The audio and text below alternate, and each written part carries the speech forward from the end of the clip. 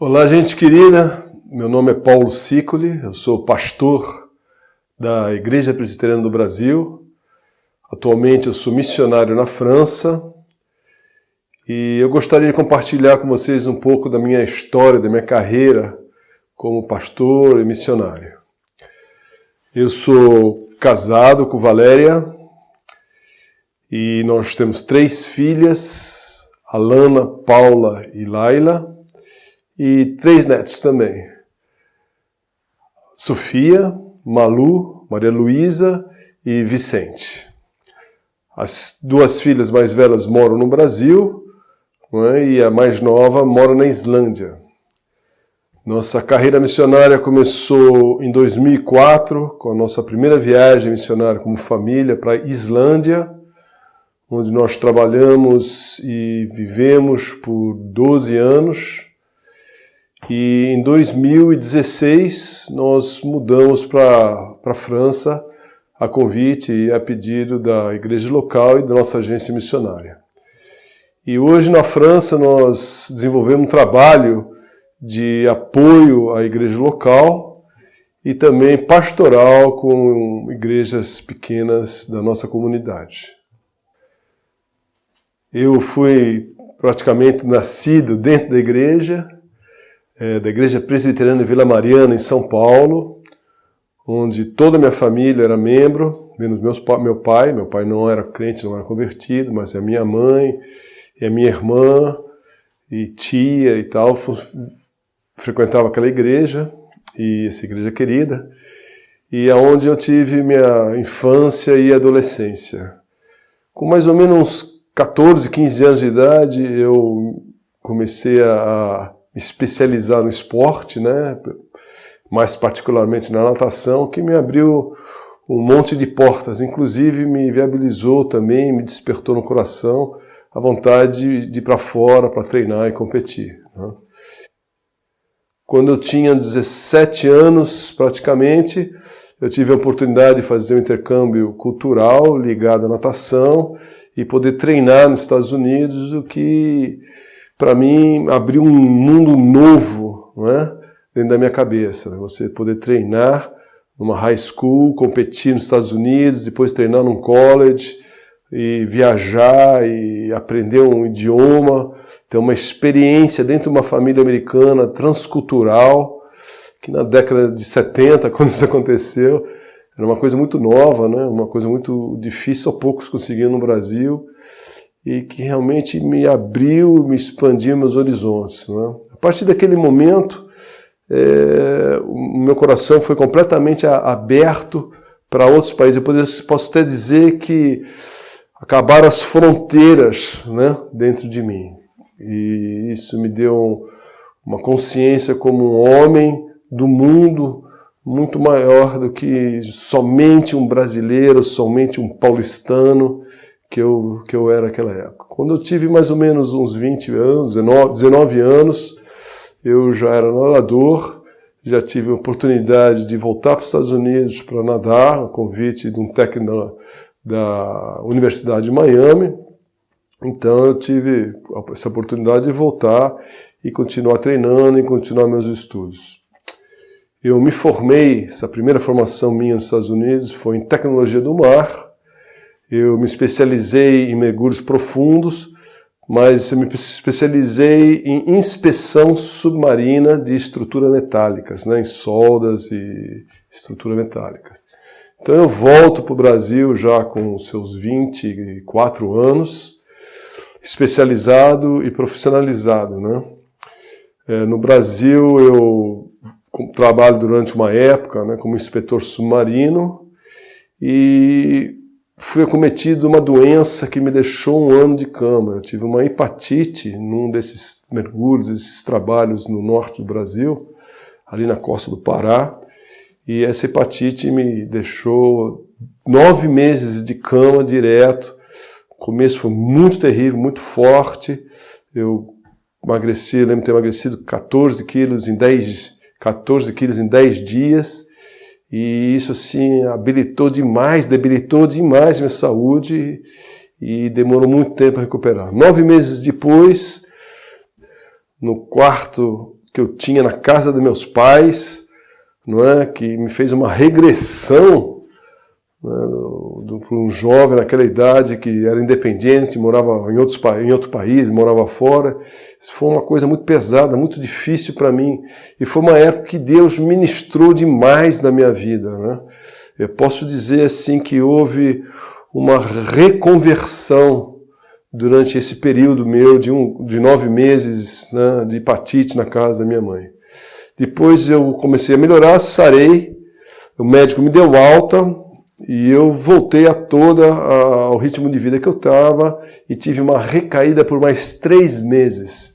Então, o total deu 1 ano sem poder trabalhar, sem poder fazer as coisas que eu gostava, os esportes, o surf e o trabalho que eu gostava. E quando eu volto numa condição que eu precisava esperar uns 1 ano a 2 anos para poder retomar meus trabalhos como inspetor submarino, né, a proibição médica, né, de não poder voltar a mergulhar, principalmente mergulhos profundos que eu fazia na época, que a gente chama de mergulhos saturados, e precisava trabalhar, 25 para 26 anos já, né, jovem e tal, precisava trabalhar.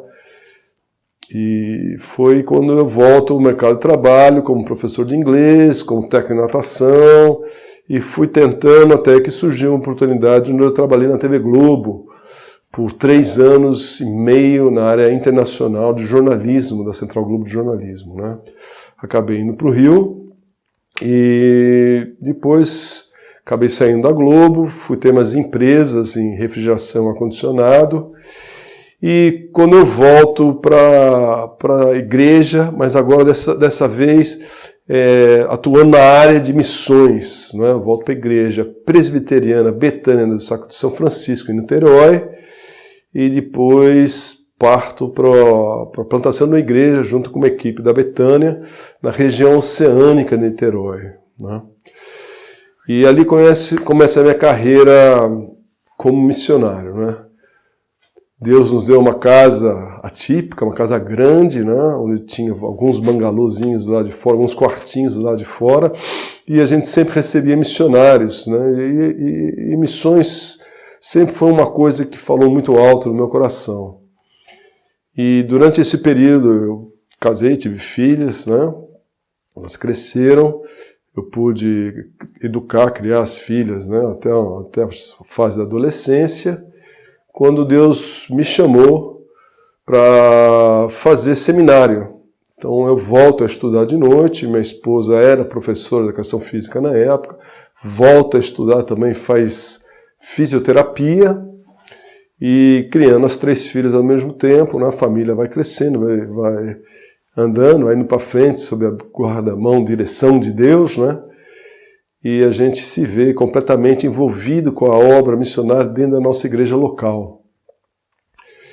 E um dia Deus me chama, me dá uma oportunidade, depois de formado, me dá uma oportunidade de fazer um curso de especialização no Haggai. E quando eu volto do Haggai, em 2003, eu já volto com um convite de ajudar no pastoreio de uma igreja no Canadá.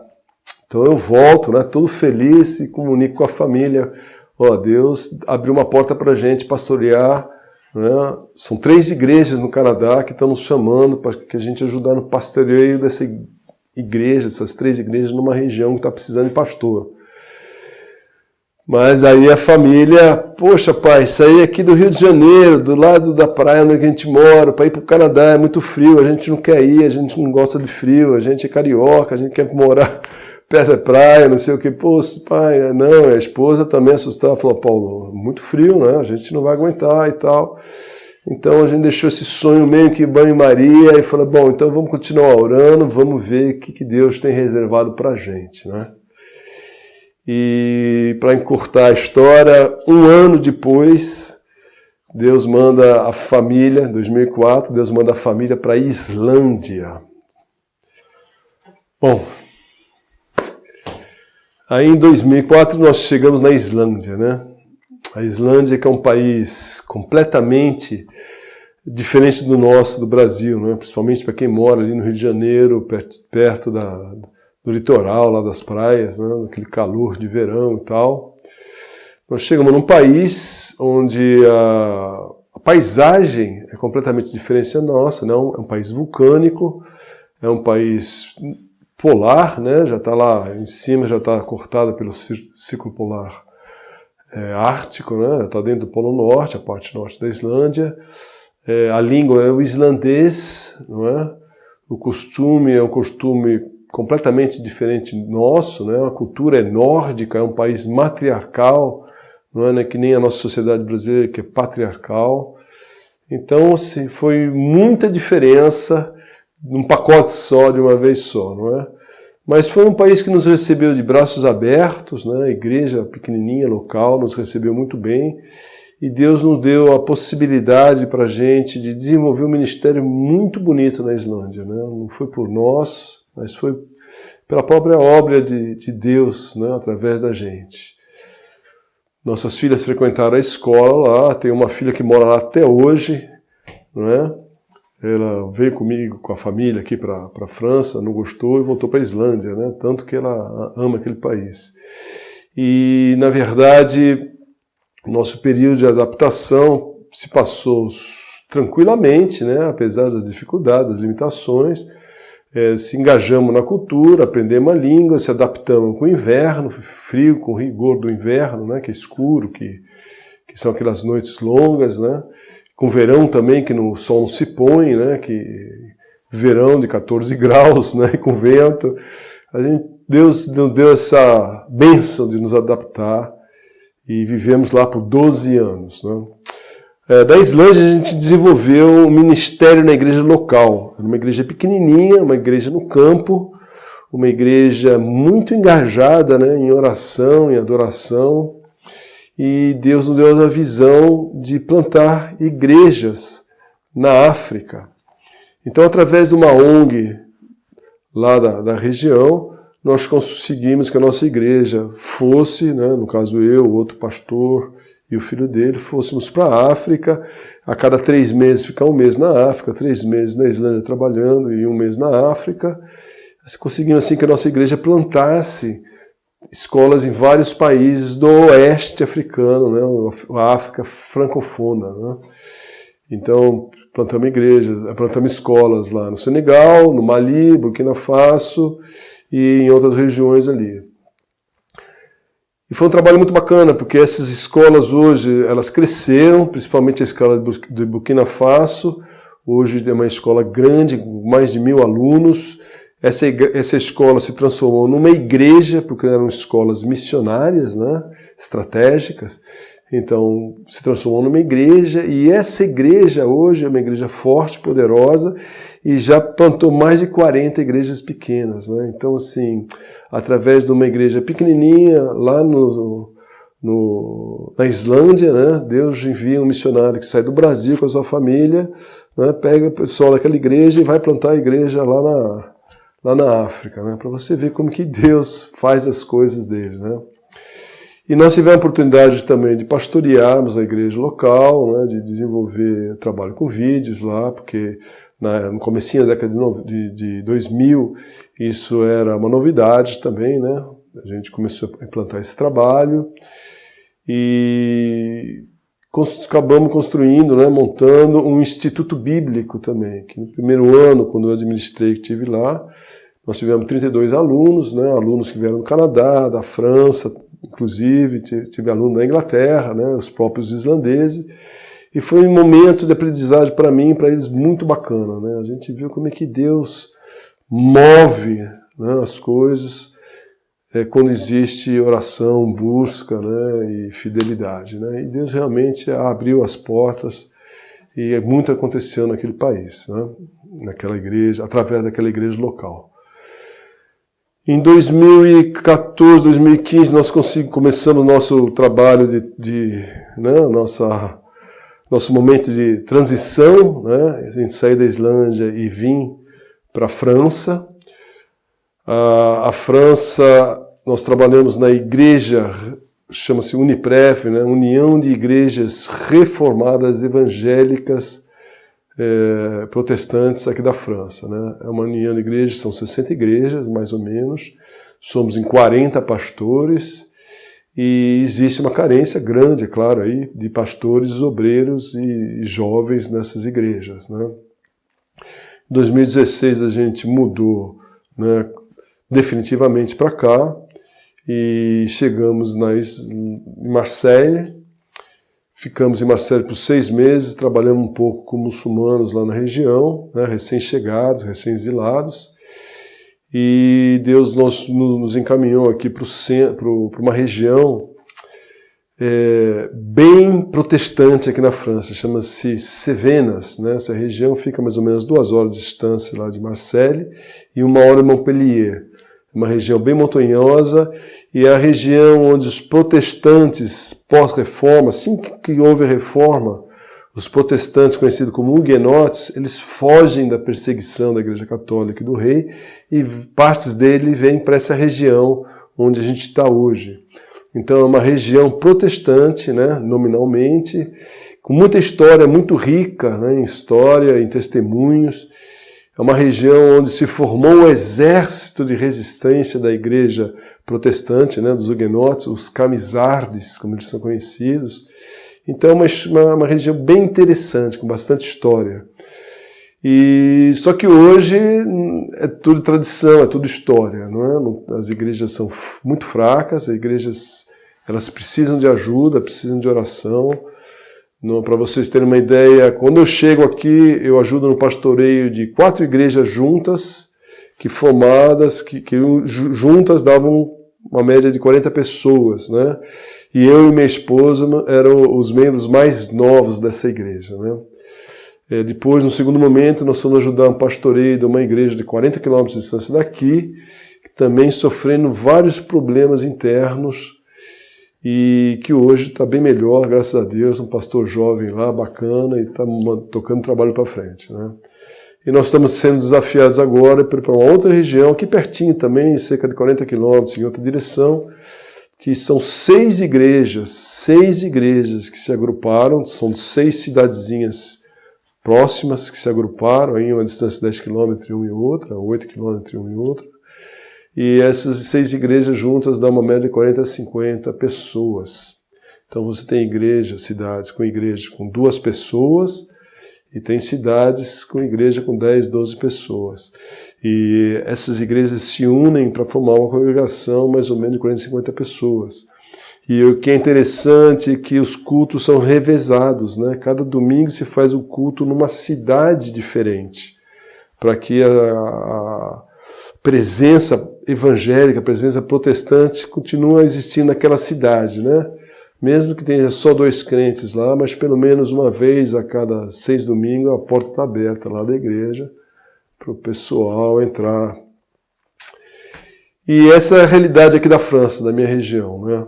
Nós trabalhamos, nosso ministério é com igrejas nesse estado, né? A gente trabalha com revitalização de igrejas onde a maioria dos membros são antigos, são de idade, são pessoas com mais de 70 anos, são pessoas que já passaram na aposentadoria, já entraram na aposentadoria e já estão naquela fase do cansaço, sem energia, sem ânimo para fazer nada novo, né? Para mudar, porque mudanças precisam de energia e de trabalho, né? E essas pessoas estão cansadas. E a triste realidade é que se nada for feito, em 10 anos as igrejas fecham as portas, né? Então, nosso desafio, na verdade, é trabalhar com esses irmãos e irmãs queridas, né? Tentando revitalizar a igreja, né? Tentando dar um novo ânimo, né? Um novo sopro, para que jovens possam entrar, para que adolescentes possam vir, para que casais novos com seus filhos pequenos possam, de novo, né? Ter um ministério específico para eles, para que seus bebezinhos, suas criancinhas possam estar de domingo lá na escola dominical, coisas que é impensável na minha região aqui, né? Mas se isso não for feito, em 10 anos as igrejas fecham a porta. Então esse é o grande desafio do nosso ministério, né? De revitalização de igrejas, né? Nós somos chamados justamente para trabalhar com essas igrejas morrendo, né? Essas igrejas aí que, se nada for feito, elas vão fechar as portas. Então nós somos desafiados a cada momento a pensar em novas estratégias, em pensar em coisas novas para poder trazer um ânimo para as pessoas que estão lá e trazer uma visibilidade para a cidade também, de modo que a gente consiga alcançar a comunidade onde está inserido hoje, né? Então os desafios são grandes, né? Não é fácil. Nós precisamos muito, né, da presença de Deus, do Espírito Santo, das diretrizes, do encaminhamento de Deus, da visão de Deus, para que a gente consiga sair desse estágio onde é que nossas igrejas estão. Nossa família se sente honrada em poder estar aqui e servindo o Senhor dessa maneira. Não é um privilégio a gente poder estar domingo após domingo na igreja com esses irmãos. Muitas vezes são poucos e muitas vezes ficam doentes, porque são velhinhos, estão internados. Então, nós entendemos que Deus nos chamou para isso. Então, é uma honra servir e ser fiel ao Deus das missões, né?